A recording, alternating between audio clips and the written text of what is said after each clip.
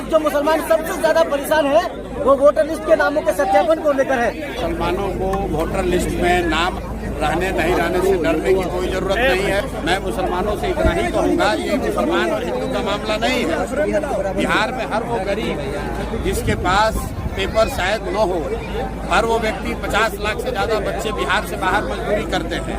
उसमें सभी जाति सभी धर्म के लोग हैं, सभी वर्ग के लोग हैं, इसलिए घबराने की जरूरत नहीं है। ऐसा होता है, ये एक तरह से भाजपा का षड्यंत्र है। वो कोशिश कर रहे हैं कि वो लोग जो भाजपा के खिलाफ वोट दे सकते हैं उनका नाम काटा जाए, लेकिन ये नाम काट नहीं पाएंगे।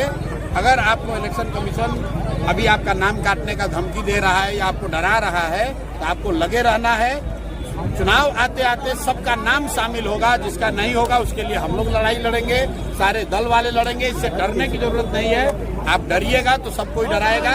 अपने हक के लिए आपको खड़ा होना है और वोट देना सबसे बड़ा अधिकार है। कोई आपका वो अधिकार छीन नहीं सकता है। एक बात समझ लीजिए कि चुनाव आयोग को नागरिकता तय करने की का उनको अधिकार नहीं है। सुप्रीम कोर्ट का ये गाइडलाइन है, सुप्रीम कोर्ट का जजमेंट है। चुनाव आयोग किसी की नागरिकता नहीं तय कर सकता है।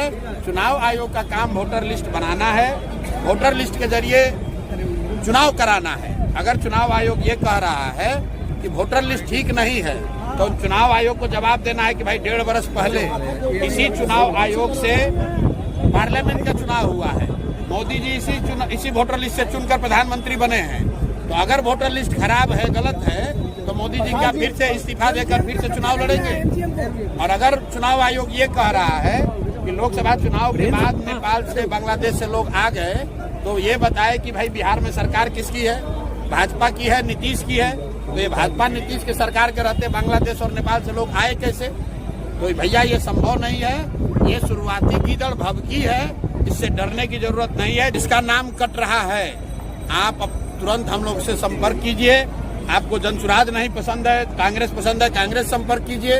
राजनीतिक दलों के कार्यकर्ताओं से, नेताओं से संपर्क कीजिए ताकि आपका नाम हर हालत में जोड़ा जाएगा।